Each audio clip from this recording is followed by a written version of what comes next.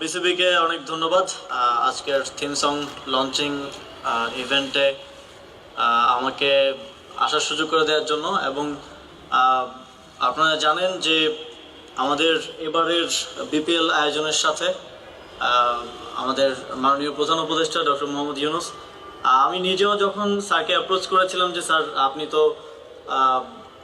Olympic সহকারে আরও অনেক বড় বড় ইভেন্টের ডিজাইনে ইনপুট দিয়ে থাকেন, তো আমাদেরকে যদি একটু ফেসিলিটেট করেন। তো আমি তখন এতটা আশা করিনি যে স্যার এতটা ইনভলভ হবেন পার্সোনালি, এবং স্যারের টিম সহকারে আমার থেকেও বেশি ইনভলভ ছিলেন।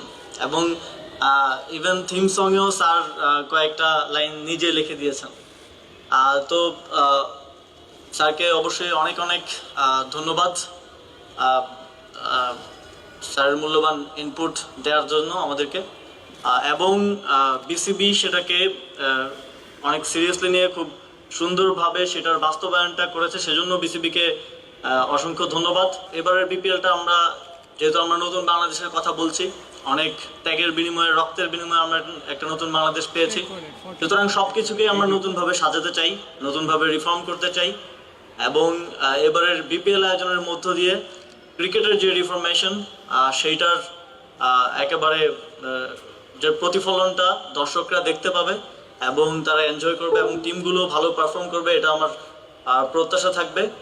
এবং অবশেষে আবারও সবাইকে অনেক অনেক ধন্যবাদ এফোর্ট দেওয়ার জন্য। এবং এই নতুনভাবে বিপিএল সহ নতুনভাবে বাংলাদেশ ক্রিকেটের যে যাত্রাটা শুরু হয়েছে তার সর্বাঙ্গীন সাফল্য কামনা করে আমার বক্তব্য শেষ করছি। ধন্যবাদ।